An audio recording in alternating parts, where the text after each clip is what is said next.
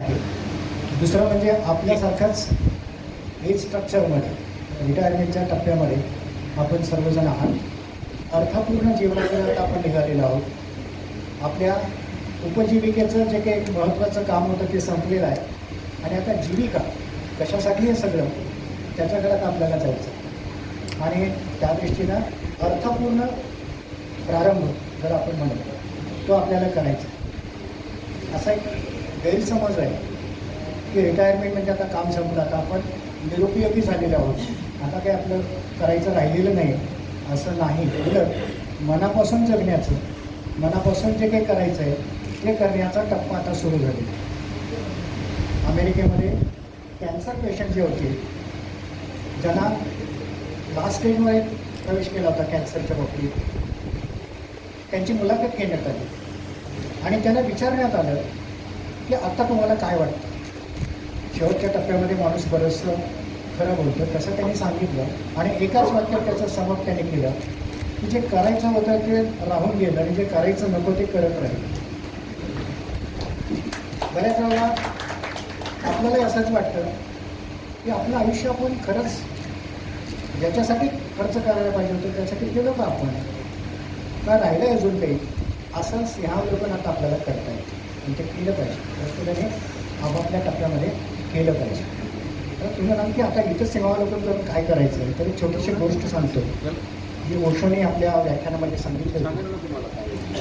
गोष्ट अशी आहे, एक कोळी असतो आणि त्याचं काम एकच की भल्या पहाटे उठायचं, जाळं घ्यायचं, नदीवर जायचं, मासे पकडायचे, मासे विकायचे आणि दिवस ढकलायचं.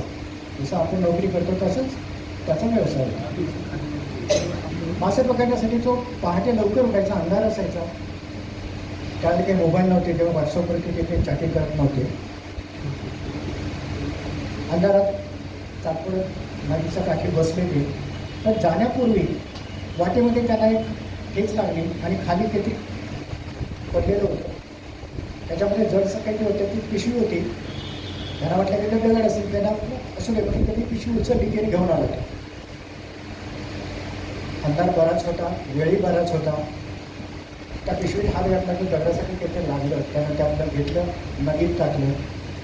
आवाज आला, त्याला बरं वाटलं, काहीतरी कंपनी मिळाली. एकटं असण्यापेक्षा कंपनी महत्त्वाची. असं करत करत करत त्यातले बरेच दगड त्याने टाकले आणि आता सूर्य थोडासा उगवला होता आणि त्याने बघितलं, आणखीन एक टाकून बघलं तर ते हिरे होते. आणि मग त्याला धक्का बसला की परमेश्वराने एवढी मोठी पिशवी करून मला हिरे दिले आणि मूर्खासारखे मी टाकत राहिला, आता 3-4च राहिलेले आहेत, काही हरकत नाही, 4 पेर राहिलेत, 5 पेर राहिलेत. असं आपलं झालं. 7 वर्ष 60 हिरे आपण टाकलेले आहेत. आता उरलेले किती आहेत, पिशवीत किती आहे ते प्रत्येकाने आपापलं मोजायचं आहे.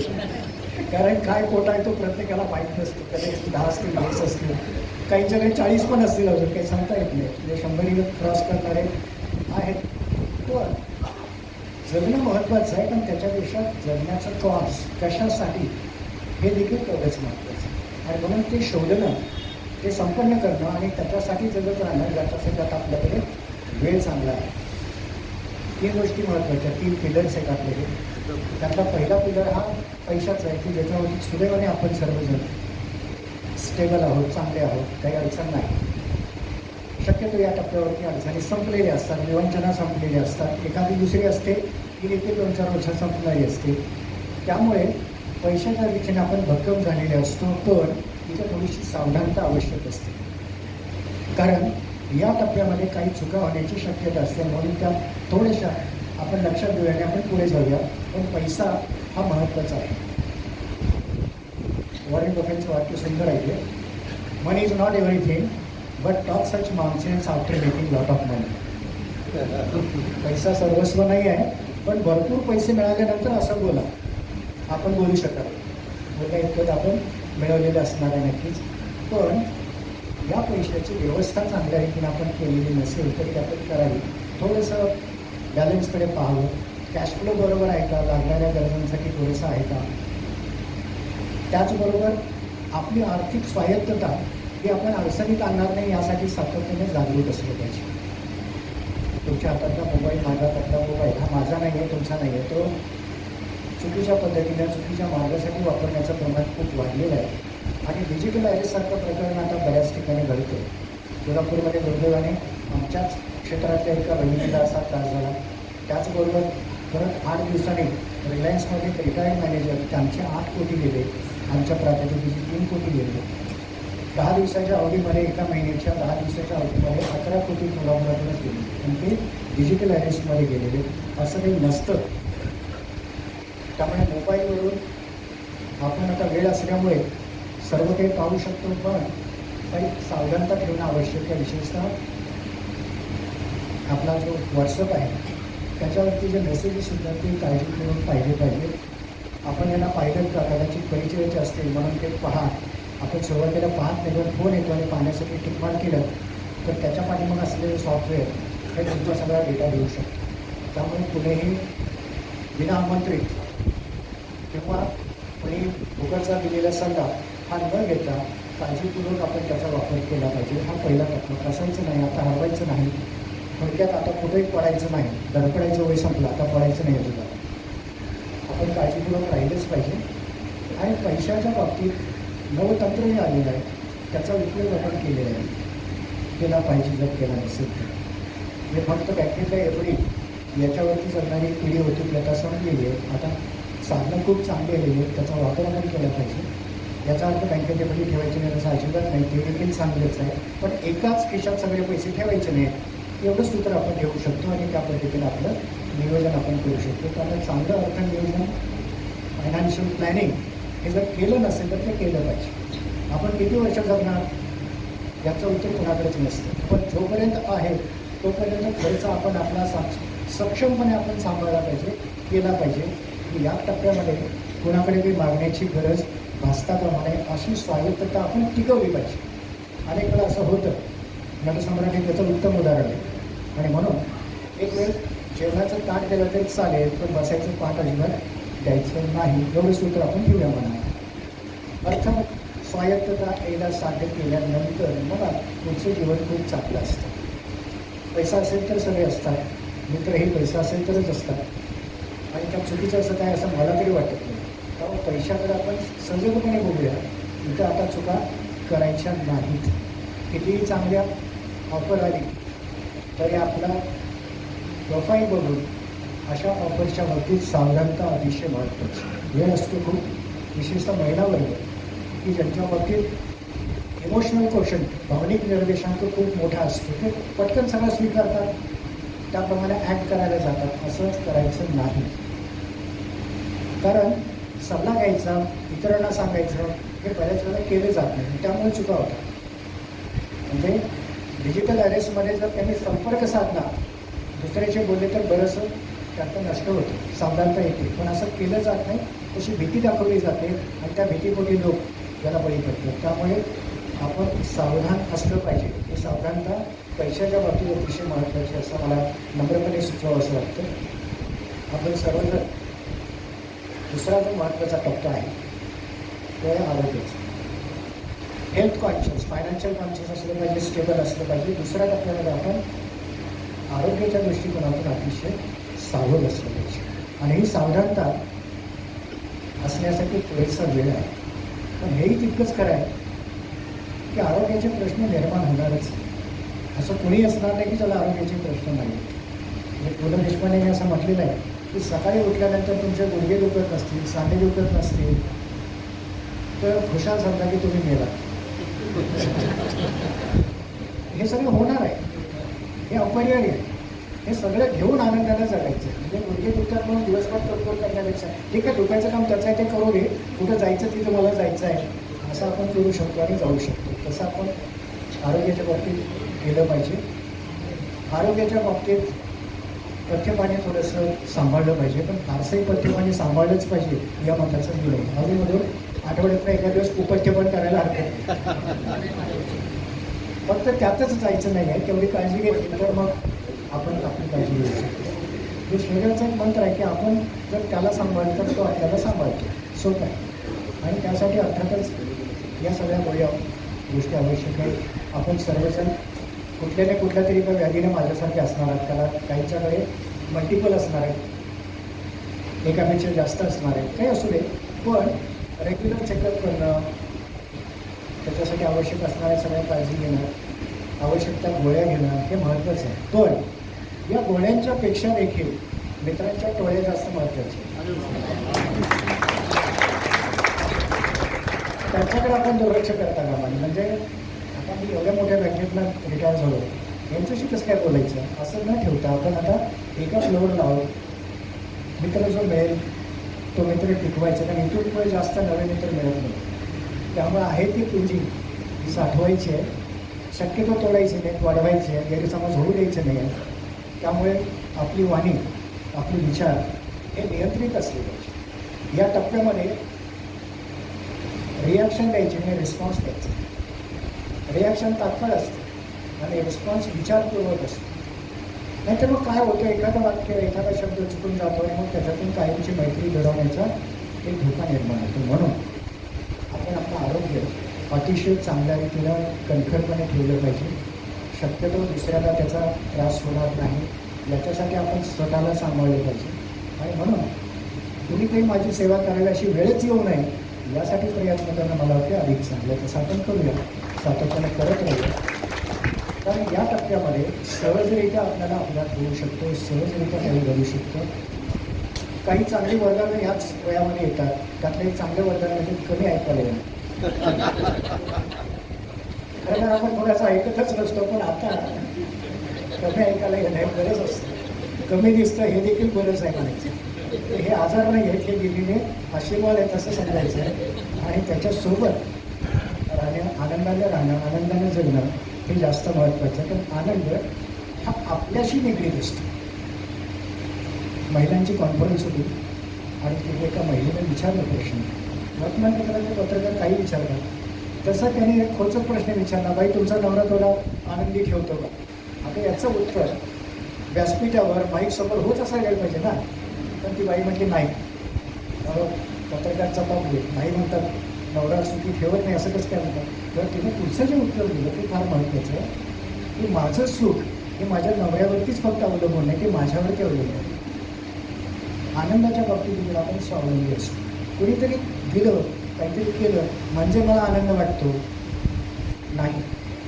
बँकेतले आकडे किती शून्य वाढल्या, किती शून्य कमी झाल्या याच्याशी आता निर्णय करायचं होय सांगू गेलं. केवळा पु ल देशपांडे म्हणतात की ज्या दिवशी तुम्ही स्वर्गवासी होता किंवा मरता त्या दिवशी तुमच्या खात्यामध्ये पासबुकवरती शून्य अमाऊंट असली पाहिजे. याचा अर्थ जेवढं मिळवलं तेवढं सगळं चांगल्या रीतीनं खर्च केलं, द्यायचं होतं ते दिलं. आणि मग असं म्हणायला काही कारण राहत नाही की गेले द्यायचे राहून नाही. तर द्यायचं ते दिलं नाही आणि त्याला दिलं, जे घ्यायचं ते आनंदाने घेतलं. त्यामुळे हे एक आनंद पर्व आहे. आणि हे आनंद पर्व आपल्याला चांगल्या प्रकारे साजरं करायचं असेल तर ते साजरं करण्यासाठी उत्तम आयुष्यातलं पहिलं तत्त्व फायनान्स आपलं उत्तम पाहिजेच पाहिजे. त्याचं नियोजन पाहिजे. ते कशा रीतीने खर्च करायचं याचंही नियोजन असलं पाहिजे. किंवा आकडे जास्त आहेत आणि सोडायचं नाही असं नाही. कारण इथं मनाचं एक स्विच बदलायचं. स्विच बदलायचं म्हणजे काय, तर एक टप्प्यामध्ये बदल महत्त्वाचा आहे. ॲक्युम्युलेशन, संग्रह करणं हा एक टप्पा संपला. आता विसंग्रह, आता द्यायचा टप्पा सुरू झालेला आहे. त्यामुळे देताना चांगल्या ठिकाणी द्यायचं आहे. म्हणजे आपलं दार हे सत्पात्री असावं, चांगल्या ठिकाणी असावं यासाठी प्रयत्न केले पाहिजे. आपल्यापेक्षा दुर्दैवाने अडचणीत असणारे लोक असंख्य आहेत.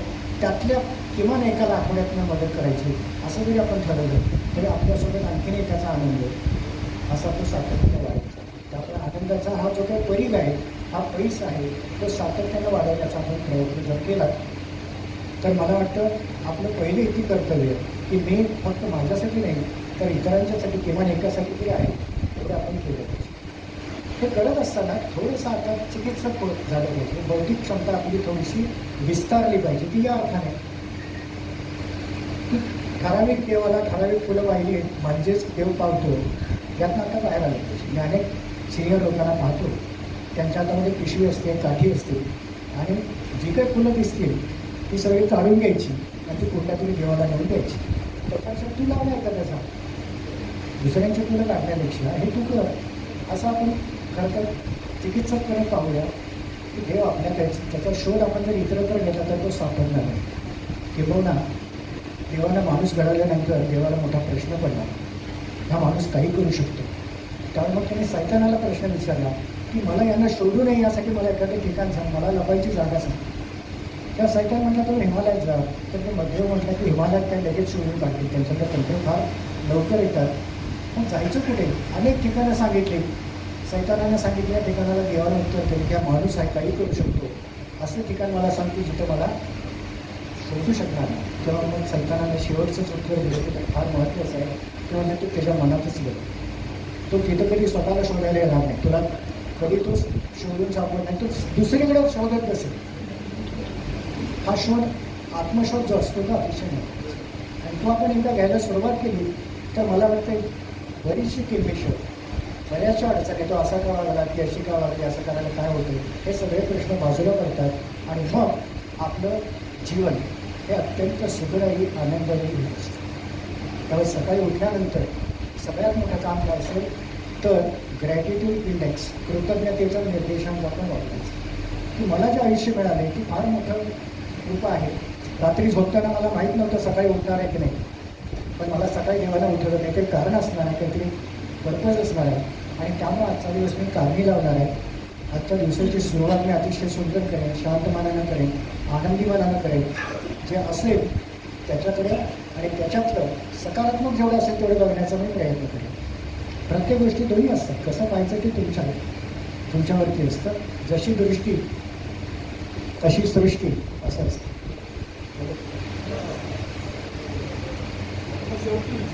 हो सर, चालेल ना, काही हरकत नाही.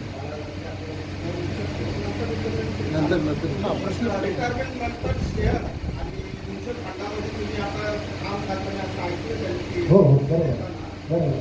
तर आम्ही सगळे रिटायर्ड असतात, हेच पैसे की म्युच्युअल फंडावरचे तुमचं थोडंफार साईडला काय तोटे, काय फायदे त्यामध्ये कारण आता तुमचा अनुभव वगैरे खूप चांगला आहे. त्यामुळे तुमचे म्युच्युअल काय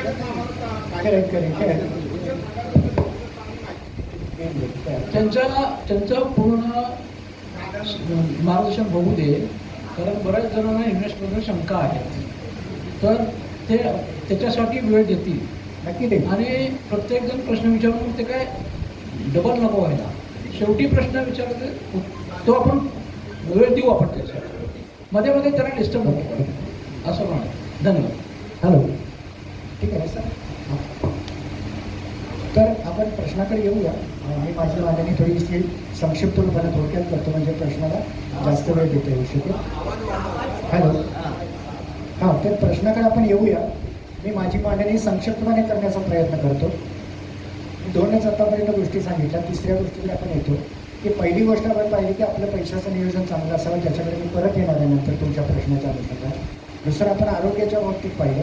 तिसरं सगळ्यात महत्त्वाचं आपलं सोशल वेलबिंग, आपलं सामाजिक योगदान हे आता आपण वाढवण्याची गरज आहे. आपण ज्या क्षेत्रात असाल त्या क्षेत्रामध्ये, आपण सर्व आता बँकिंग सेक्टरमध्ये काम केलेलं आहे, तुमच्याकडे ज्ञानाचा प्रचंड साठा आहे की ज्याचा उपयोग तुम्ही मार्गदर्शनासाठी करू शकता. दोन्ही पद्धतीने करू शकता. एक स्वतःला सुरुवातीला मोफत मार्गदर्शन ज्यांना गरज आहे त्यांना देऊ शकता. जास्त गर्दी वाटली तर थोडीशी फी देखील घ्यायला हरकत नाही, त्याही पद्धतीने आपण करू शकतो. पण आपलं कौशल्य आनंदासाठी इतरांच्यासाठी देण्याची आता सुरुवात करायची. स्वित्झर्लंडमध्ये एक छानशी संकल्पना आहे, त्याला टाईम बँक म्हणतात. टाईम बँक याचा अर्थ असा की मी तुमच्यासाठी 2 तास कुठल्याही संस्थेसाठी दिलेत तर माझ्यासाठी ती संस्था 2 तास काढून देते. तर समजा मला आता वेळ आहे आणि हॉस्पिटलमध्ये कोणाच्या तरी डबा पोचवायचा किंवा तिथल्या पेशंटबरोबर गप्पा मारायच्या, मी त्या हॉस्पिटलमध्ये जातो, 2 तास त्यांच्यासाठी देतो, परत माझ्या खात्यावरती 2 तास त्या टाईम बँकेमध्ये नोंदले जातात आणि मला जेव्हा गरज असेल त्यावेळेला मी फोन करतो की मला आता 2 तासाची गरज आहे किंवा माझी 20 तास साठलेली आहेत, मला ती मिळाली. अशा प्रकारची संकल्पना आता आणण्याची गरज आहे. याचं कारण असं की 2 दिवसापूर्वी जेरिएट्रिक सोसायटी म्हणजे जे अतिवृद्ध आहेत, वृद्धांच्या बाबतीतले जे प्रश्न आहेत त्याच्या अनुषंगाने काम करणारी कोल्हापुरातली आमची संस्था आहे. तिथं हा प्रश्न आला की आता आपण एकमेकाला सांभाळलं पाहिजे. गोकुळच्या भाषेत भाळण्याचं वय संपलं, आता सांभाळण्याचं वय सुरू झालेलं आहे. त्यामुळे आता आपण सांभाळणं जास्त महत्त्वाचं आहे. हे सांभाळत असताना एकमेकाला सांभाळणं, समाजात एकत्रित येणं, समाजामध्ये जे काही चुकीचं दिसतं त्याच्याशी भांडत बसण्यापेक्षा जे सकारात्मक दिसतं ते कसं वाढेल यासाठी प्रयत्न करायला निश्चितपणे आपल्याला वेळ आहे आणि त्या वेळेचा आपण सदुपयोग करू. एकाच ठिकाणी बसून राहिले तर एखादं वाहनसुद्धा गंजतं. त्यामुळे आपण सातत्याने गतिमान राहूया विचारानं कृतीनं. कारण आपला वेळ आपण किती जास्त चांगला गुंतवतो यावरून काही आजार लांब जातो. डिमेन्शिया विस्मरणाचा रोग हा वेगानं वाढतो. त्यावरती उपाय एकच आहे की रोज काहीतरी नवीन करा. त्याच त्या रस्त्यानं चालू नका. रस्ता बदला, जागा बदला. जसं आपण अधिवेशनासाठी जागा बदलतो तसं आपल्या जीवनात देखील बदल हा स्थायीभाव करायचा. प्रत्येक ठिकाणी जिथं जिथं बदल शक्य असेल, काही ठिकाणी बदल शक्य नाहीत आपल्याला मान्य आहे, पण जे शक्य असेल ते बदल आपण केले पाहिजे, करत राहूया. म्हणजे आपल्याला नवीन काहीतरी केल्याचा आनंद होतो. नवीन करण्यासाठी केलं पाहिजे. अनेक लोकांना तुम्ही घरात पाहिलं असेल, जप करण्याची सवय असते, तीच ती गोष्ट करण्याची सवय असते. अशा सवयीतून डिमेन्शिया वाढतो. त्यामुळे त्याच त्या गोष्टी न करता नाविन्यपूर्ण गोष्टी करण्याचा आपण जर प्रयत्न केला तर निश्चितपणे आपलं आयुष्य आपण सत्कारने लावू शकतो. आपल्याला दीर्घ आयुष्य निश्चितच मिळणार आहे. याचं कारण असं की शास्त्रीय शोध इतके चांगले येत आहेत की त्यामुळे आपल्याला थोडेसे पैसे खर्च केले तर आपल्याला अधिक चांगलं आरोग्य मिळतं. हे डोळे थोडेसे आलू झालेले आहेत, मोतीबिंदू झालेला असेल तर 1,00,000मध्ये तुम्हाला नवीन डोळे मिळतात. ऑपरेशन पटकन होतं. गुडघे दुखत असतील 10-15 लाखामध्ये नवीन गुडघे बसवून मिळतात. काय काय आता रिप्लेसमेंट आलेलं आहे. पुढे हे असंच वाढत जाईल आणि कदाचित सरासरी आयुष्य 120पर्यंत आता जाऊ शकतं. आता प्रश्न असा की इतकी वर्ष करायचं काय आणि ते करण्यासाठी पुन्हा तोच प्रश्न येतो, हे सगळं करण्यासाठी पैसा कुठून आणायचा. कारण जगायचं म्हणजे पुन्हा तिथेच बॅक टू स्क्वेअर वन असं ते होतं. पण त्यासाठी 2 गोष्टी अतिशय महत्त्वाच्या. परत आपलं विल 2 प्रकारचं. एक मेडिकल विल, मला आजारपणामध्ये किती ट्रीटमेंट कराव्यात, किती प्रकारची साधनं लावून मला जिवंत ठेवायचं, या बाबतीतलं निवेदन, या बाबतीतला स्पष्ट आदेश आपण आत्ता देऊ शकतो. आणि हे करणं आवश्यक आहे. याचं कारण असं की बऱ्याच वेळेला त्या पेशंटची इच्छाच नसते, पण त्याला मरूच दिलं जात नाही. त्यासाठी मला व्हेंटिलेटरवरती किती दिवस ठेवायचं आहे किंवा लावायचं की नाही लावायचं, या बाबतीतले स्पष्ट आदेश मेडिकल विल या संकल्पनेकडे येतात. फॉर्मॅट सोपा आहे त्याचा, डॉक्टरांना ते करू शकतात. दुसरं आणि सर्वात महत्त्वाचं, आपलं बिल, आपलं मृत्यूपत्र हे लिखित स्वरूपामध्ये ठेवणं आवश्यक आहे. बरेचसे प्रश्न त्यातनं सुटतात.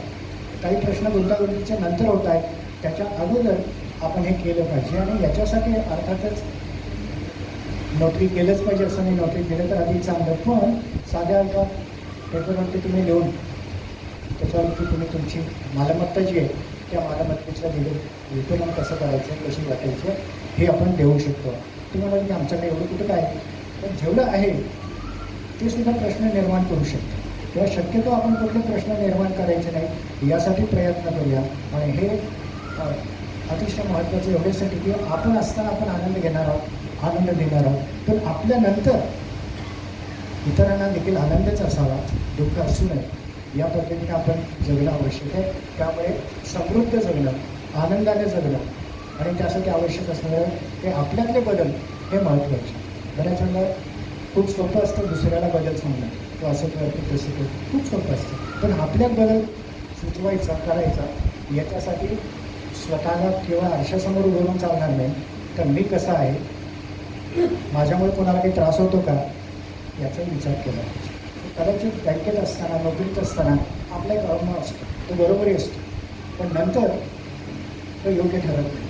आपला टप्पा हा आता वेटिंगचा आहे, मागच्या सीटवर बसण्याचा आहे, ते आपण सांभाळलं पाहिजे. सल्ला देण्याचा खूप मनात विचार येत असतो, पण कोण ऐकत नसतं, पण सल्ला मात्र द्यायची इच्छा असते. भारतामध्ये सर्वात जास्त दिली जाणारी गोष्ट म्हणजे मोफत सल्ला. तुम्ही विचारा ना विचारा, सल्ला मी देणारच. तो घेतो की नाही हा प्रश्नच. पण हे आपण केलं तर आपण इतरांना अडचणी करत असतो. प्रत्येक ठिकाणी, प्रत्येक गोष्टीत माझं मार्गदर्शन माझ्या घरातल्या इतरांनी घेतलंच पाहिजे, हा अट्टहास सोडला पाहिजे. त्यांनाही कळतं, त्यांनाही निर्णय घेता येतात, घेऊ दे त्यांना. तिथं त्यांना घेणं शक्य होत नाही, अडचणीत येतात आणि तुम्हाला विचारतात, तेव्हा तुम्ही जरूर सांगा की असं आहे, याच्यावरती असं करताय. त्यामुळे स्वतःला आवरायचं, सावरायचं, बंदिस्त करायचं, आनंदानं जगायचं या गोष्टीकडे आपण निश्चित जाऊया. ही वेळ त्यासाठी आलेली आहे. आपण सर्वजण 3 वर्षांनी एकत्रित या आनंद यात्रेसाठी येतात आणि या आनंद यात्रेसाठी मला तुम्ही आमंत्रित केलं आणि थोडंसं मला तुमच्याशी संवाद साधण्याची संधी मिळाली. त्यामुळे महाराष्ट्र राज्य बँक एम्प्लॉईज फोरम मुंबई यांचं खास मी आभार मानतो की मला अशी संधी तुमच्यासारख्या ज्ञानवंत कृतिवंत लोकांच्या समोर बोलण्याची संधी मिळाली. हे मी माझं भाग्य समजतो. तुमच्या मनाने प्रश्न आहेत आणि त्यामुळे मी थोडंसं आवडते घेतात. आपण प्रश्नाकडे येऊया, पण खरं डायलॉग हा त्याच्यातनं होणार आहे आणि अशी व्याख्यानं तुम्ही आतापर्यंत खूप ऐकलेली असणार आहेत, पुढेही ऐकणार आहात. त्यामुळं व्याख्यान हे तसं असतं तेवढंच आवश्यक, पण ते तेवढंच असू नये. तर सरांच्या प्रश्नापासून आपण सुरुवात करूया. चालेल ना? प्रश्न लिहून पाठवले तरी चालतील, हा थोडंसं पुढं आलं तर बरं. कारण नाहीतर मग हे माहीत घ्या म्हणजे सगळ्यांना प्रश्न म्हणजे सर्वांना प्रश्न काढेल.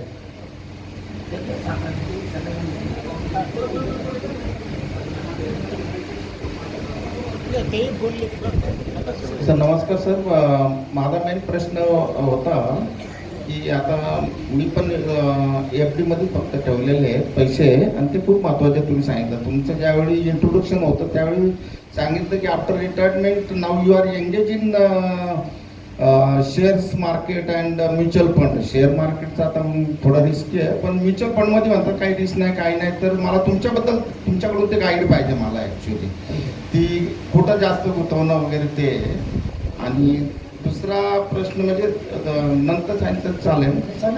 हां, की तुम्ही म्हटला की तुमचा एंडला 0 बॅलन्स राहिला पाहिजे. तर हे मला कसं करणार आता माझा एंड आहे वगैरे पण. आणि हां की आता माझा एंड आहे आणि 0 बॅलन्स ठेवायचं तर मुलं काय म्हणतील मग. तर मग तुम्ही तो सिरियसली म्हटला का इट इज रिअली की 0 का तुम्ही असं जोक नाही म्हटलं? हां for example. Okay thank you sir. You can proceed.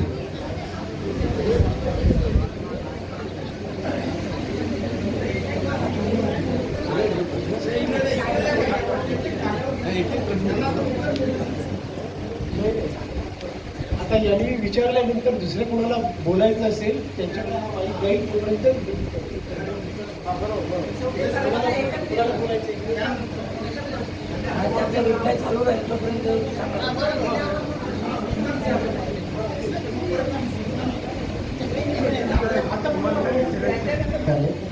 पहिल्यांदा मी दुसऱ्या प्रश्नाच्या उत्तराकडे येतो. का आपलं 0 बॅलन्स ही एक संकल्पना आहे. याचा अर्थ एवढाच आहे की फार सांगत बसू नका, खर्च करायला सुरुवात करा. आणि तुम्ही म्हटलं ते अगदी बरोबर आहे की कुणाला करणार आहे, मी उद्या मारणार आहे तरी कसं काय ते पासबुक टॅली करायचं आहे असं काही करायचंच नाही. किंवा तुमच्या पासबुकावरती 0 होत आले म्हणजे घरच्यांना कळायला काही जाणार आहे असं पण काय नाही. दुसरा प्रश्न त्याच्यातच एक तुम्ही विचारला की आपल्या मुलांना काय वाटेल की आपण पैसे काहीच ठेवले नाही. मुलांच्यासाठी पैसे ठेवले पाहिजेत हा कालखंड संपलेला आहे. मुलं सक्षम आहेत आणि आता ती इतकी सक्षम आहेत. हे आता आमच्या मित्राचंच उदाहरण आहे की त्यांची मुलं आता अमेरिकेत आहेत. त्यांना असं वाटलं की रिटायरमेंट तर आपल्यासोबत मुलं राहतील, आपण एका मोठ्या बंगल्यात राहू, कर्ज काढून बँकेचा बंगला बांधला. आता तो बंगला करायचा काय त्यांच्यासमोर प्रश्न आहे. तो प्रश्न त्याने त्या मुलाला विचारला, काय बाबा तुझ्यासाठी मी एवढं सगळं केलं, एवढे साठवलेले आहे आणि तू आता तिकडे. तेव्हा त्या मुलाने दिलेलं उत्तर टिपिकल आहे. तो म्हटला की तो तुमचा प्रश्न, मी तुम्हाला बंगला बांधायला सांगितलं. तर हे बदल पण आपण लक्षात घेऊया की त्यांच्यासाठी पैसे ठेवलेच पाहिजे नाही. तुम्ही तुमच्या वर्तनातून कृतीतून चांगले जीवन कसं जगायचं याचा आदर्श ठेवा. की असं आपण करता आलं पाहिजे, असं आपण केलं पाहिजे, असं आपण करूया, या पद्धतीने आपण गेलं पाहिजे. तेव्हा 0 बॅलन्स हा या अर्थानं आहे. तो तेवढा सिरियसली नका घेऊ, लगेच 0कडे येऊ नका. कारण मग निगेटिव्ह बॅलन्स फार अडचणीचा होतो, तो आपल्याला करायचा नाही. आता पहिल्या प्रश्नाकडे येतो. आपली जमापुंजी जी आहे आणि बँकेतल्या लोकांचं रिटायरमेंट झाल्यानंतर आपल्या बँकेवरती खूप विश्वास असतो, तिथेच आपण पैसे जास्त ठेवतो. असे माझे काही मित्र आहेत की माझे पैसे बँकेत आहेत, सुरक्षित आहेत, मला चिंता करायची गरज नाही, FD आहे माझी. तर हे दिवस संपलेले आहेत. कुठंही पूर्ण सुरक्षितता राहिलेली नाही. नंबर 1.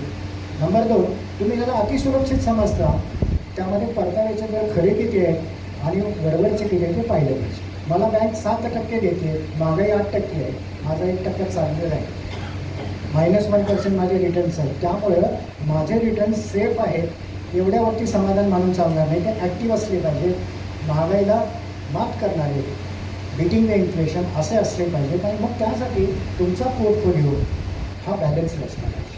आत्ताच्या ठिकाणी तुमचा रिस्क प्रोफाईल जास्त महत्त्वाचा. काही ना वाटेल की नाही तुमचं काय मला पटत नाही, ते म्युच्युअल फंड, शेअर मार्केट सगळं जाऊ दे, बँक मला पडते, पोस्ट ऑफिस मला पडते, मी इथंच करते, काही हरकत नाही, काही चुकीचं पण नाही असं. पण ज्याला थोडीशी जोखीम घ्यायची तयारी आहे, ज्याला एक पत्तं की असं झालं त्यातनं मिळणारे किती आहे.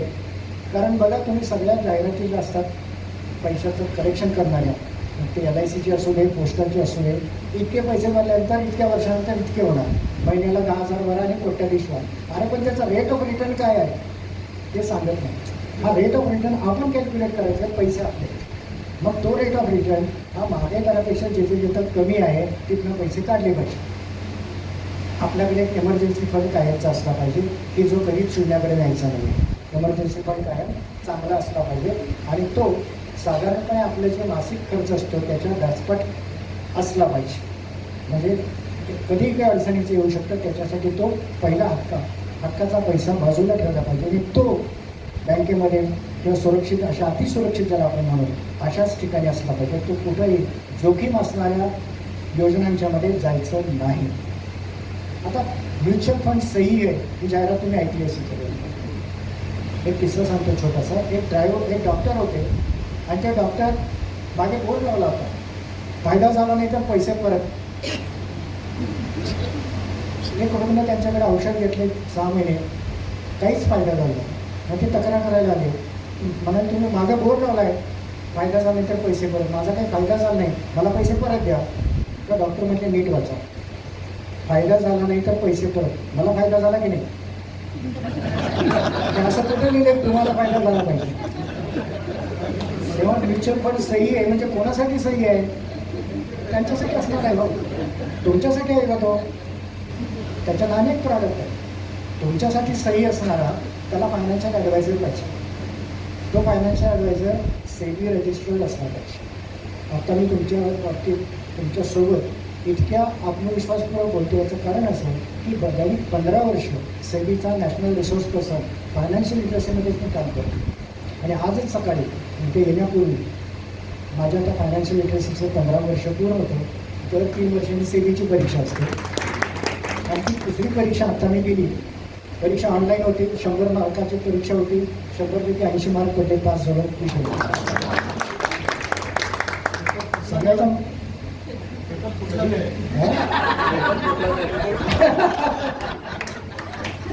काय आहे, काही विद्यार्थी असे असतात की त्यांना पेपर फुटला तरी सोडवता येत नाही.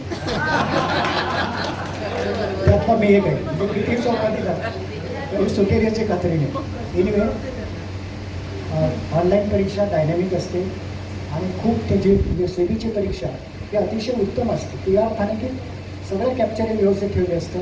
माझा मोबाईलवर माझा फोटो कॅप्चर करत होता, तो कसा नीट ठेवायचा आहे सगळं मार्गदर्शन ते वारंवार देत होते. एनिवे सांगायचा मुद्दा असा की आपलं फायनान्शियल प्लॅनिंग करत असताना सल्ला हा सेबी रजिस्टर्ड फायनान्शियल ॲडवायझर करूनच घ्या. त्याची फी काय असेल ती 100-500 द्या. लोकांचे सल्ले अनेक ठिकाणी येतात, व्हॉट्सअपवर तर रोज येतात. तर हे डिलीट करण्यासाठीच असतात, ते वाचण्यासाठी आणि अंमलात आणण्यासाठी नसतात. त्यामुळे म्युच्युअल फंड चांगले परतावे देतात, पण तुमच्याकडे कालावधी किती आहे, तुमचा रिस्क ॲपेटाईट किती आहे, या गोष्टी अतिशय महत्त्वाच्या. तुमचं स्कॅनिंग पहिल्यांदा महत्त्वाचं आणि मग त्या आधारावरती मला एक 50 लाख गुंतवायचे, मला एक 5 लाख गुंतवायचे, माझा कालावधी असा आहे, याला आम्ही बकेट प्लॅनिंग म्हणतो. म्हणजे आपल्या गुंतवणुकीचे कप्पे किंवा पिशव्या या वेगवेगळ्या असल्या पाहिजे. 5 वर्षानं काय लागणार आहे, 10 वर्षानं काय लागणार आहे, 15 वर्षानं काय लागणार आहे, 20 वर्षानं काय लागणार आहे, त्या पद्धतीनं फायनान्शियल प्रॉडक्ट निवडायचं असतं. असं बऱ्याच वेळेला होतं आपल्याला 2 वर्षासाठी पैसे गुंतवायचे आहेत आणि शेअर मार्केटमध्ये गुंतवायचे नाही चालणार. जे पैसे 5 वर्ष तुम्हाला लागणार नाही, गेले तरी चालतात, असे पैसे शेअर मार्केटमध्ये गुंतवायचे. त्याच्यावरती तुमची जोखीम जास्त असते. अभ्यासपूर्वक गुंतवणूक चांगली परतावे मिळतात हे वास्तव आहे. आणि जग सगळा पैसा आमच्याकडे गुंतवायला येतं यावरून भारतीय अर्थव्यवस्था चांगलीच होणार आहे हे तुम्हाला हमखासपणे खात्रीने समजू शकता. पण तो मार्ग नाही. त्यामुळे वाहन कुठलं निवडता. इथं बस स्टँडवर जायचं आहे आणि विमानाचं टाइमटेबल बघत बसलं चालणार नाही. चालत जाणार. तसं जवळच्या ठिकाणी जायचं असेल तर त्या व्हेकल वेगळ्या. तुम्हाला 10 वर्ष म्हणजे पेन्शनसाठी पैसे आमचा मुलगा 25 वर्षी गुंतवतोय. त्याने बँकेत ठेवायचं नाही, त्याने पोस्टात ठेवायचं नाही, त्याने म्युच्युअल फंडात शेअर्समध्येच दिले पाहिजे. त्यासाठी अभ्यास करून तो दिला पाहिजे. त्याच्यात जोखीम घ्यायची शक्ती जास्त आहे. पुढे आयुष्य बरंच आहे. चुका झाल्या तरी त्या निस्तारता येतात. किंवा चुका करण्यासाठी तर खरं आयुष्य असतं. फक्त त्याच त्या करायच्या वेगवेगळ्या करायच्या म्हणजे आनंद चांगला असतो. तेव्हा आत्ता आपल्याला इथनं पुढं लॉस कव्हर करण्याची क्षमता फारशी नाही. म्हणून सुरक्षित गुंतवणूक असणारे डेट फंड्स जे असतात, कर्जरोख्याचे जे असतात त्याच्यामध्ये देणं जास्त चांगलं आहे. आणि दुसरं म्हणजे त्याच्यावर लक्ष ठेवावं लागतं. नुसतंच ठेवून चालत नाही. बँकेत पैसे ठेवले बघावं लागेल. पण इथं मात्र तसं नाही. जागरूकता महत्त्वाची आहे. इव्हॅल्युएशन महत्त्वाचं आहे. पोर्टफोलिओ काय करतो हे बघणं महत्त्वाचं आहे. आणि तसं केलं तर बरंचसं होऊ शकतं. तुम्ही याच्यामध्ये चांगलं काम करू शकता. तुमच्याकडे ते कौशल्य असणार तर बँकिंग क्षेत्रात तुम्ही काम केलेलं मंडळी आहे. तुमच्याकडे हे एक्सपर्टाईज ज्याला म्हणतात किंवा रीडिंग बिटवीन द लाईन जे काही घडतं त्याच्यातला तुम्हाला अर्थ काढता आला पाहिजे. काढू शकता तुम्ही. आणि त्याला फायनान्शियल सेक्टरमध्ये खूप चांगली संधी. तर आपण आपलं फायनान्शियल प्लॅनिंग केलं नसेल तर ते करून घ्यावं. तज्ज्ञाकडून करून घ्यावं.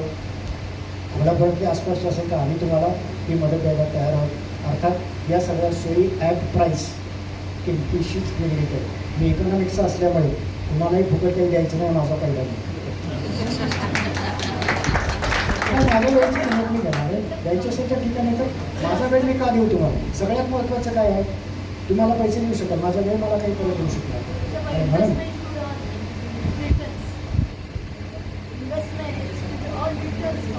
बरोबर हे दोन्ही तर रिटर्न्स आणि इन्व्हेस्टमेंटचे प्रॉडक्ट्स खूप वेगळे आहेत. व्हराईड आहेत. रिस्क प्रोफाईल बघितलं पाहिजे. आणि रिस्क आणि रिटर्न या एकाच नाण्याच्या दोन बाजू. तुम्ही रिटर्न जास्त पाहिजे मागत असाल तर रिस्क वाढत जाते. पण नुसतीच रिस्क वाढली म्हणजे रिटर्न वाढतात असं नाही. तेही आपण लक्षात घेऊया. काही ठिकाणी रिस्की खूप इन्व्हेस्टमेंट मागतात. काही जाहिराती खूप आकर्षक असतात आणि त्यातनंच खरे घोटाळे झाले. महिन्याला 2% ₹1,00,000 द्या घरात बसा आरामात तुम्हाला व्याज घरीपोच केलं जाईल. आमच्या कोल्हापुरातल्या आणि आसपासच्या लोकांनी घरं विकली, ट्रॅक्टर विकले आणि पैसे भरले. 3 वर्ष चाललं, 4थ्या वर्षी बंद पडलं, सगळेच पैसे घेतले. तेव्हा अशा फसव्या योजना बाजारात खूप आहेत. त्यापासून आपण सावध असणारच आहात. तर त्या क्षेत्रात तुम्ही नाही जाणार तर काही सांगता येत नाही. काही मोह होतो, काहीतरी वेगळा प्रस्ताव येतो आणि आपल्याला बरं वाटतं. आणि लक्षात घ्या फसवणारे लांबचे मुली नसतात, जवळचेच असतात. नातेवाईक असतात, जवळच्या नातेवाईक असतात, ज्यांना आपण टाळू शकत नाही असेच असतात. तर आपण तीही सावधानता ठेवूया आणि पैशाच्या बाबतीत सावध राहूया. झिरो बॅलन्सकडे जायचं काही लगेच. Yes sir please. सर एक प्रश्न विचारायचा होता. आता सध्या आर्टिफिशियल इंटेलिजन्सचा जमाना आहे असं सगळ्यांना म्हणतात. बरोबर आहे. त्याचप्रमाणे आता आपण वेगवेगळी जाहिराती बघतो. वेगवेगळे शेअर मार्केटचे जे वेगवेगळे ॲप्स येत आहेत त्या सगळ्यामध्ये तुम्ही आर्टिफिशियल इंटेलिजन्स वापरा. तर या संबंधी आपण थोडंसं गाईड केलं तर बरं होईल. नंबर 1. नंबर 2 तुम्ही म्हणाल तसं बँकेचे रेट ऑफ इंटरेस्ट खाली घटल्यामुळे सगळेजण सध्या आपण जाहिराती अचानक वाढलेल्या जाहिराती बघतो की सगळीकडे बॉन्डमध्ये पैसे गुंतवा म्हणून सगळीकडे जाहिराती. त्याविषयी आपण थोडंसं मार्गदर्शन करू तर खूप बरं. धन्यवाद. Thank you sir. प्रश्नाबद्दल आभार. कारण प्रश्नामुळे चालना मिळते. तर पहिलं की आपल्याला हे लक्षात घेतलं पाहिजे की बँकेचे व्याजाचे दर प्रचंड कमी झाले. याचं दुःख प्रत्येक सिनियर सिटीजनला आहे. याचं कारण असं आहे की त्यांची सगळी नियोजनाची लाईन एवढीच होती की मी बँकेत एवढे ठेवले, दर महिन्याला एवढे मिळणार, माझा खर्च एवढा बरोबर असतो. झालं असं की 12%चे 6% कधी झाले कळलंच. आणि एकदम 20,000चे 10,000 यायला लागले त्यात काही भागत नाही. दुसऱ्या बाजूला मागे 15,000 रुपये गेलेले आणि उत्पन्न 20,000 10,000 आलेलं. हा बॅलन्स लावायचा.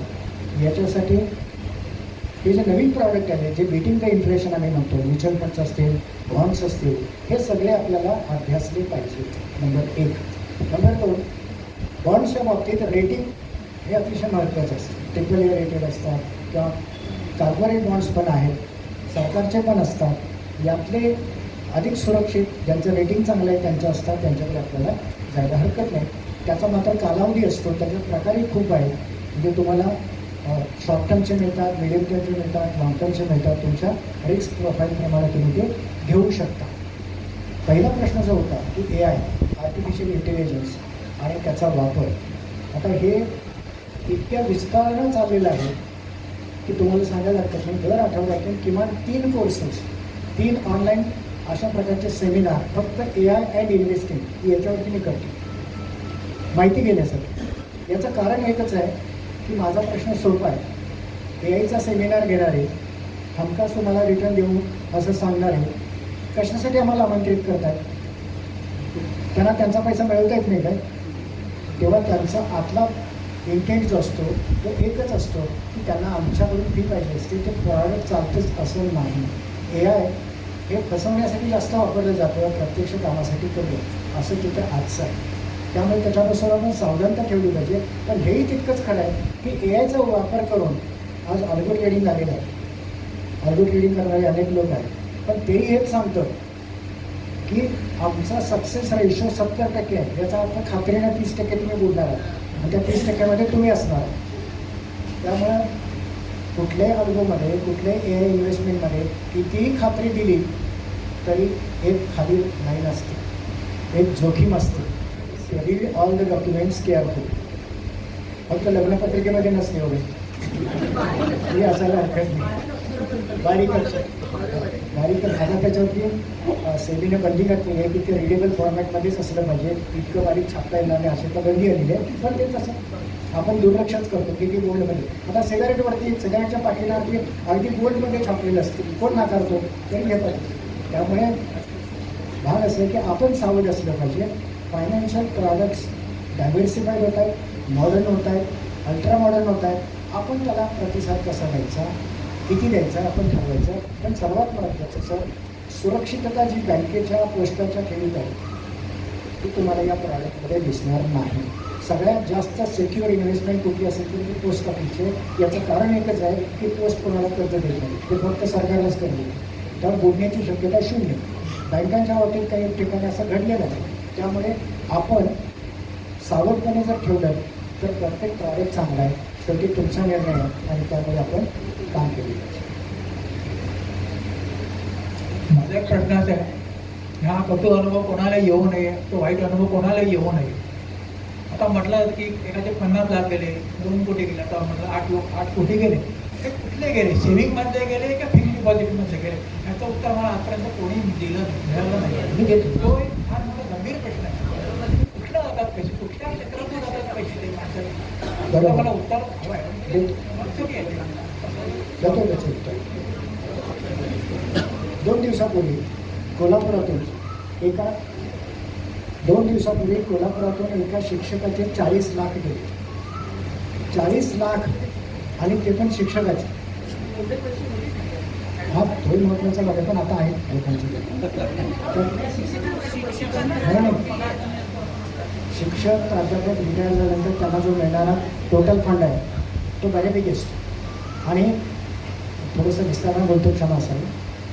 डिजिटल अरेस्ट या प्रकरणामध्ये पैसे जातात आणि तुम्ही त्या बातम्याच्या ऐकता की 40 लाख गेले, आमच्या 3 कोटी गेले, 3 कोटी 40 लाख गेले. आता हे काही एका दिवसात नाही गेले, 42 दिवस ते पैसे पाठवले. 42 दिवस. शेवटी युको बँकेमध्ये ते आले आणि बँक मॅनेजरला विनंती केली की एवढी मोडायची. त्यावेळेला त्यांनी विचारलं की काय चाललं तुमचं, कशासाठी एवढे? त्यावेळेला हे प्रकरण उघडकीस आहे. आता प्रश्न असा आहे की एवढे पैसे कुठून येतात, तर एवढे पैसे कोणाकडे आहेत याचा अभ्यास 6 महिने, वर्ष, 2 वर्ष ही मंडळी करतात आणि मगच तुमच्याकडे येतात. ज्याच्याकडे पैसे नाही त्याच्याकडे डिजिटल ॲड्रेससाठी जात नाही. शक्यतो रिटायर झालेले, एकटे दुकटे असणारे, ज्यांची मुलं फॉरेनला आहेत, असा सगळा तो अभ्यास असतो.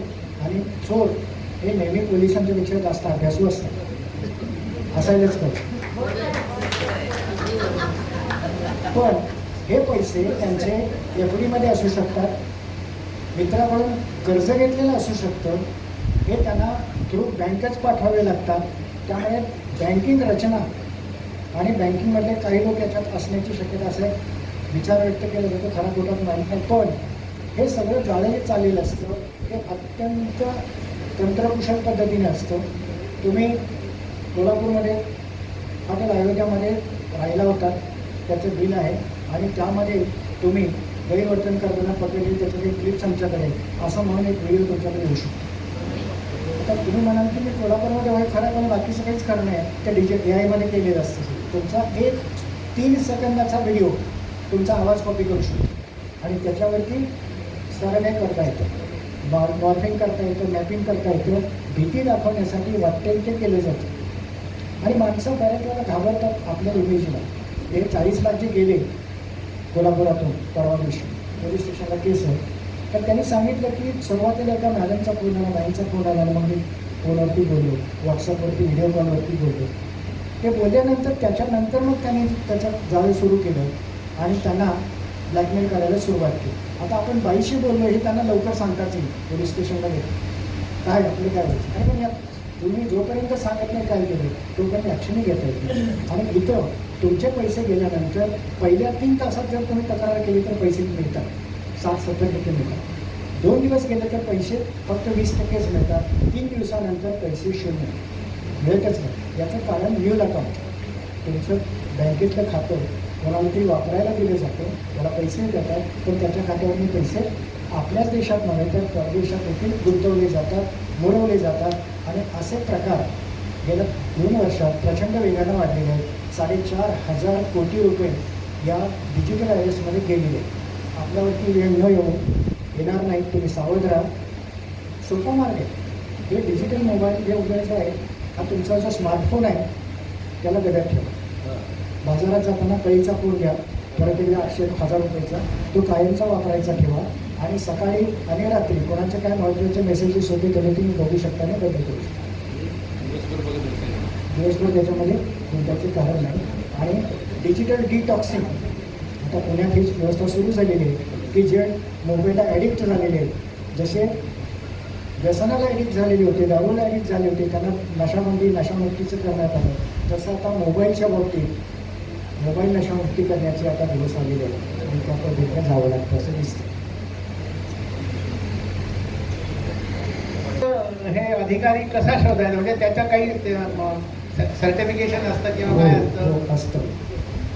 जे ऑथोराइज्ड सल्ला देणारे आहेत ते सेबीचे एम्पॅनल्ड कन्सल्टंट असतात आणि त्यांची यादी तुम्हाला सेबीच्या वेबसाईटला मिळते. तुमच्या गावात जे म्युच्युअल फंड डिस्ट्रीब्युटर असतात त्यांच्याकडे देखील तुम्ही विचारू शकता की तुमचा सल्लागार सेबी रजिस्टर्ड आहे का, त्याच्याकडे त्याचा नंबर असतो. हो, धन्यवाद. मला 2-3 प्रश्न विचारायचे आहेत. एक तर तुम्ही म्युच्युअल फंडच्या इन्व्हेस्टमेंटबद्दल बोललात, तर आपल्याकडे असणाऱ्या अवेलेबल फंड्सपैकी साधारण किती इन्व्हेस्ट करावेत आयडियली, बँकेत किती ठेवावेत आणि तिथं किती करावेत. दुसरं, तुम्ही एक मेडिकल बिलबद्दल खूप छान सांगितलं जे मला तरी माहिती नव्हतं, त्याची थोडी माहिती देऊ शकलात तर बरं होईल. आणि जनरल फायनान्शियल बिलबद्दल पण थोडं सांगू शकलात तर. थँक्यू. एक म्हणजे आपल्या 100 रुपयापैकी किती पैसे म्युच्युअल फंडात गुंतवायचे, पोर्टफोलिओ ॲलोट कसा करायचा. तर त्याचा सोपा नियम असा की पहिले 30% तुमचे सुरक्षित असतील, भले मग ते सोनं असेल किंवा FD असेल किंवा पोस्टातले असतील.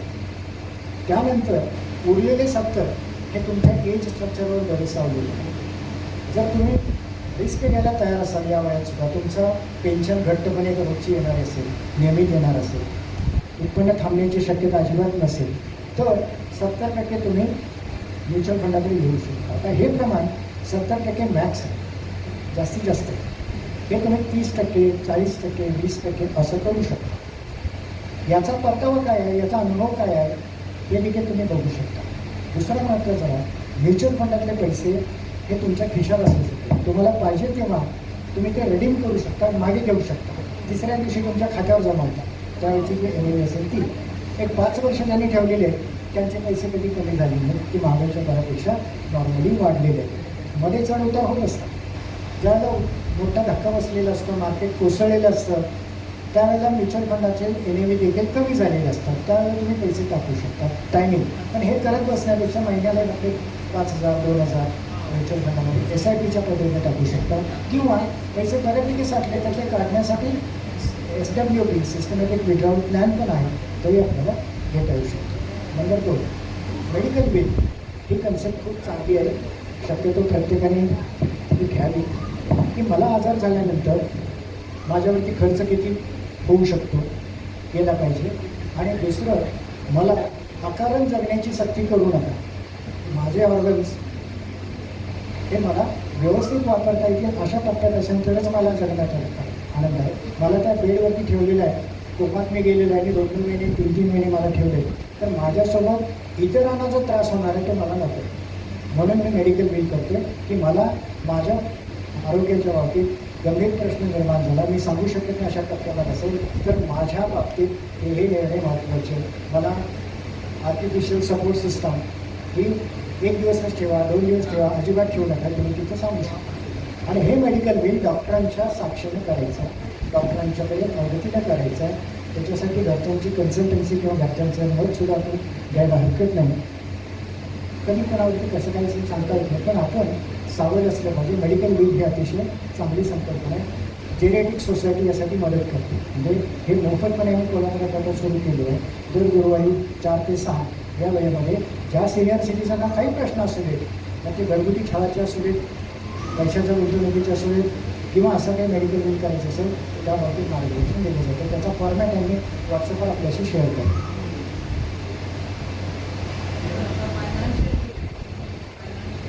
फायनान्शियल ते तर आपण मृत्यूपत्र करू शकतो. आपली मालमत्ता किती टक्के कोणाला द्यायची हे आपण त्याच्यामध्ये सांगू शकतो. मला पहिल्यांदा लिस्टिंग करावं लागते की माझे बँकेत एवढे आहेत, FD इतके आहे, बंगले 2 आहेत, प्लॉट इतके आहेत आणि याचं बाजारमूल्य साधारणपणे इतकं आहे. आता माझ्या 2 मुली आणि 1 मुलगा यांच्यात हे वाटायचं आहे, तर त्याला किती टक्के प्रत्येकाला द्यायचं आहे, त्याचा हक्क कोणाकडे जाणार आहे हेही तितकंच महत्त्वाचं आहे. माझ्या प्रश्नात पहिल्यांदा माझी पत्नी ती पाहिली आणि नंतर मग तिच्या हातात सगळ्यांनी अधिकार होईल असं करता येतं. दुसरं एक मुद्दा एकच सांगतो सर की आपल्या घरामध्ये तुमच्या सगळ्यांच्या बाबतीत हे जर केलं नसेल तर पहिल्यांदा करा की तुमचं अकाउंट बँकेतलं जॉईंट असलं पाहिजे. तुमच्या पश्चात कोणीतरी दुसरा ठेव त्याला सक्षमपणे हाताळणारा असला पाहिजे. त्यामुळं तुमचे पैसे बँकेत एकूण काढता येत नाही, कारण ज्यांच्या नावावर तर ते गेले, आता काय करायचं असा प्रश्न येऊ शकतो. हे करतात. Yes sir. हो, हल्लीच्या जगात एकच अपत्य असतं जनरली. समजा अशा केसमध्ये आपण जॉईंट अकाउंट मिसेस बरोबर करतो, पण मग असं वाटतं की आपल्याला नॉमिनी विल करायची जरूर नाही, कारण एकच अपत्य आहे किंवा सून आहे किंवा काय. मग आपण विचार करतो की मिसेसच्या पश्चात ते मुलाच्या नावावर ऑटोमॅटिक नॉमिनेशनमध्ये जाईल. तर अशा वेळेला विल करायची जरुरी आहे का? आणि प्रोबेट म्हणजे काय विलचं ते सुद्धा सांगतो. एक म्हणजे एकच अपत्य आहे आणि माझ्यानंतर तोच सगळी काळजी घेणार आहे, तर पुन्हा बिल करायची काय गरज? साधा विचार. याची पहिली बाजू आहे, बिल करायला खर्च किती आहे? 1 कागद बस, बाकी काही नाही. उद्या काय वेळ येऊ शकते, मुलगा तो प्रत्यक्षात कितीच आज चांगला वागत असेल, उद्या काय असू शकेल सांगता येते. म्हणजे शेवटी असं असतं की औषधी नेहमी आजारपणावरतीच असते. समजा तो चांगला वागतो काहीच अडचण नाही, पण समजा नाही वागला, हातावर तुमच्या ताब्यात राहू दे. म्हणून तो 2007मध्ये कायदा करावा लागला की एखाद्या अपत्यानं जर आईवडिलांची काळजी घेतली नाही आणि त्याच्या नावावर मालमत्ता केली असेल तर ती मालमत्ता परत घेण्याचा अधिकार आता मिळाला. हे का आलं तर याचं कारण असं की मुलं मुळात चांगली असतात त्यावरती आपला विश्वास असतात 99% असतात, पण 1% असू शकतो की जिथं असं काहीतरी चमत्कारिक घडतं. त्यामुळे बिल करावं, फक्त आपल्या मुलालाच करायचं. काही चांगल्या संस्था आहेत, शाळा आहेत, हॉस्पिटल्स आहेत, यांनी मला माझ्या शाळेनं मला शिकवलेलं आहे, माझ्या विद्यापीठाने मला शिकवलेलं आहे. माझ्या उत्पन्नापैकी का 25% शाळेला द्यायचं नाही? देऊया ना, चांगल्या शाळा करूया. चांगल्या शाळा कधी होणार? आपण सर्वांनी जर मदत केली तर शाळा चांगल्या होतील. बघा, कुठल्याही गावामध्ये जगाचं मंदिर असतं, रामायण सगळं असतं, शाळा मात्र मोठ्यासारख्या असतात. याचं कारण फक्त शाळेला सरकार पैसा देत नाही एवढंच नाही, आपण पण देत नाही ना. आपण जर अशी मदत केली, आपल्या बिलमध्ये ठेवलं की माझ्या एकूण उत्पन्नापैकी 10% मी माझ्या शाळेला देतो, शाळा काहींचं नाव तुमचं नाही घेऊ. किंवा चांगल्या ठिकाणी मी आता माझ्या क्षेत्रात असल्यामुळे मी शाळा म्हणतो, अनाथालय आहे तिथे तुम्ही देऊ शकता, वृद्धाश्रम आहे तिथे तुम्ही देऊ शकता. अशा अनेक ठिकाणी चांगले की जिथं आपण मदत तुम्ही करू शकता. याचा अर्थ कुठलाही कोर्टाचा निर्णय येण्यापूर्वी माझं म्हणणं ऐकून घ्यावं आणि नंतर निर्णय घ्यावा याच्यासाठी दाखल केलेला अर्ज असतो, एवढंच असतं. म्हणजे एकतर्फी निर्णय होऊ नये. तर तुम्ही म्हटलं बिल फक्त एका कागदावर दिलं तर चालतं, किती व्हॅलिड आहे? कारण मी ऐकलंय बिलला 2 विटनेस लागतात आणि it should be registered with court, तरच ते व्हॅलिड असं काय आहे का? नाही सांगतो. बरं, मला तर काय म्हणजे अर्थ आहे, बिल त्यांनी असं दिलेलं आहे, परंतु ते register नाही, त्यामुळे don't worry. ते that's not a valid. असं काय आहे का? व्हॅलिडिटीच्या बाबतीत ज्याला स्ट्रॉंग व्हॅलिडिटी म्हणतो, की तुम्ही म्हणताय त्याचं रजिस्टर केलेलं नोटरी केलेलं असतं, त्याला चॅलेंज होऊ शकत नाही, पण कोर्टामध्ये त्यालाही चॅलेंज होतं. प्लेन पेपरवरती जे असतं ते देखील तेवढंच सत्य मानलं जातं की तुमच्या मृत्यूनंतरच उघडलं जातं. त्यामुळे प्लेन पेपरवरचं नोटरी केलेलं किंवा साक्षीदारासहित असलेलं हे सगळं तेवढंच पाहिजे. आणि नोटरी नोटरी करून चालतं. नॉमिनेशन आपल्या महागाईत जर शेअर्स वगैरे असते तर ते ट्रान्सफर करायला प्रत्येक कंपनीला सक्सेशन सर्टिफिकेटची गरज असते का ते कंपनी डिफर होते? खरं तर एक तांत्रिक आणि व्यक्तिगत आहे पण आहे इश्यू आमच्यासमोर आलेले आहेत. विल आणि नॉमिनेशन याचा अर्थ त्याला दिलं असं होत नाही. Is nominated for the asset, पण त्याची विगतवारी कशी करायची, त्याचं पर्सेंटेज प्रत्येकाला किती द्यायचं याचं तुम्ही विलमध्ये तपशील देत असता. त्यामुळे नॉमिनेशन दिलं म्हणजे तुम्ही मालक झाला असं होत नाही. त्यामुळे मी माझं सगळं माझ्या बायकोच्या नावानं नॉमिनेट केलेलं नाही, ती मालकी होऊ शकत नाही. शी इज अ ट्रस्टी आणि तिला ते नंतर त्या बिलप्रमाणेच द्यावं लागतं. त्यामुळे हे बिल महत्त्वाचं. नंबर 2, शेअर्सच्या बाबतीत आता सगळं डिमॅटचा जमाना आहे. त्यामुळे तुमचे सगळे शेअर्स डिमॅटच असले पाहिजे. डिमॅट अकाउंट होल्ड करण्यासाठी जी नॉमिनल पद्धत आहे त्याच्यामध्ये तुम्ही जॉईंट अकाउंट ठेवू शकता आणि हे शेअर्स तुम्हाला विकल्यानंतरच तुमच्या बँकेमध्ये पैसे जमा होणार असतात. त्या विकण्याचा हक्क हा त्याच्यामध्ये डिमॅटच्या सोबत जर तुम्ही घेतला असेल तर काहीच अडचण येऊ शकत नाही. पण फिजिकल असण्याच्या कालखंडामध्ये सक्सेशनचा इश्यू होता. अजूनही काही लोकांचे असे इश्यू आहेत की आता आमच्याकडे केस आहे की आईवडील 6 वर्ष झाले वाढलेले आणि अजून त्यांच्याकडे फिजिकल शेअर्स आहेत, ते आता डिमॅट करायचे तर त्याला दिल्लीपर्यंत जावं लागतं, खूप कष्ट करावे लागतात. पण सर्वांनी काळजी घ्यावी की आपले शेअर्स डिमॅटमध्ये असावे. डिमॅट अकाउंट जिथनं ऑपरेट होतं त्या बँकेचं खातं जॉईंट असलं पाहिजे. म्हणजे काय की मी शेअर्स विकल्यानंतर पैसे कोण येणार माझ्या खात्यावर, माझ्या खात्याचे पैसे कोण करणार फक्त दिल्यासारखाच होतो आणि तिथं गुंतागुंत होत नाही. शक्यतो या स्टेजला म्हणजे आपण सर्वांनी हे करावं, मी केलेलं आहे की गुंते सगळे कमी करत जायचे. LICची पॉलिसी माझी होती, काही पॉलिसी 5 वर्षांनंतर मॅच्युअर होणार होत्या. मी सगळ्या पॉलिसी बंद करून टाकल्या आणि सरळ LICचे शेअर्स घेतले. LICचा ग्राहक राहण्यापेक्षा मी LICचा मालक झालो आणि त्याच्यात बऱ्यापैकी परतावा मिळतो. कारण जेवढे तुम्ही पर्याय ऑप्शन ठेवत जाल तेवढा गुंता करा, गुंतवणूक करा, गुंतवणूक नका. सुटसुटीत ठेवलं पाहिजे, माहीत करून घ्या. बऱ्याच वेळा असं होतं लिस्टिंगच नसतं, म्हणजे काय काय मलाच माहीत नसतं. माझ्या घरात चोरी झाली पण होतं का तुझ्या घरात काय काय तेच मला माहीत नाही, असं नको वाटतं. मित्रांनो, जरा वेळेचं बंधन आपल्याला पाळायला पाहिजे. पुढचे आपलं पत्र आहे सिल्वर आणि गोल्ड. मला वाटलं हा प्रश्न पहिल्यांदा महिलांच्याकडून आला असता. एनिवे शेवटी आता काही हरकत नाही, कारण असं म्हटलं जातं की सोन्यातील गुंतवणूक सोन्यासारखीच असते. बायको नेहमी सांगत असते की अगदी मध्यरात्रीसुद्धा विकता येतो पण हे दिवसासुद्धा विकू देत नाही, हा भाग येतो. ते सोनंच विकायची वेळ आली तर एक नवऱ्याला विकलं जाईल, त्याला पण घेणार नाही, मार्केट नाही, भाग वेगळा. पण सोनं विकलं जात नाही. किती घरामध्ये सोनं विकतात बघा, फार कमी आहे. सोनं हे आमच्याकडे इन्शुरन्सचं काम करतं. ते ॲसेट नाही आहे, ते इन्शुरन्स आहे आणि ते चांगलं आहे. तर तुमच्या एकूण गुंतवणुकीपैकी 25% गुंतवणूक ही गोल्डमध्ये ठेवायला एक स्टँडर्ड का ठेवायचं. तर सोन्याच्या बाबतीत नेहमी लक्षात ठेवा की जेव्हा जेव्हा अडचणी येतात, युद्ध सुरू होतं, मंदी येते, त्यावेळेस सोनं झपाट्यानं वाटतं. शांतता असते, सगळं व्यवस्थित चाललं, सोनं थांबतं, बसतं, झोपतं, 5-5 वर्ष वाढत नाही. पण ज्यावेळी जागा होतं त्यावेळी ते पाहायला लागतं. त्यामुळे gold mutual fund, silver ETF हे चांगले पर्याय की ज्याच्यामध्ये डोक्याला विषय तुमच्या डिमॅट फॉर्मॅटमध्ये सोनं खरं का खोटं विचार करायची गरज नाही, पेपर बोलायचं. त्यामुळे हे तुम्हाला करता येतं. घरातलं सोनं खरं आहे का याच्यावर विश्वास ठेवून झोपा. तपासायला गेला तर झोप लागणार नाही.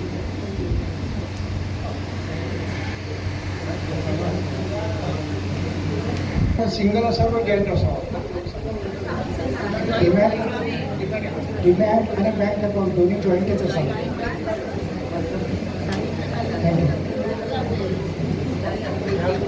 मित्रांनो, सन्माननीय सर्व सदस्य ज्यांनी प्रश्न विचारले त्यांचा खास आभार. आपण सर्वांनी मला सहन केलं याबद्दल आपल्या सर्वांचे मनापासून आभार. धन्यवाद.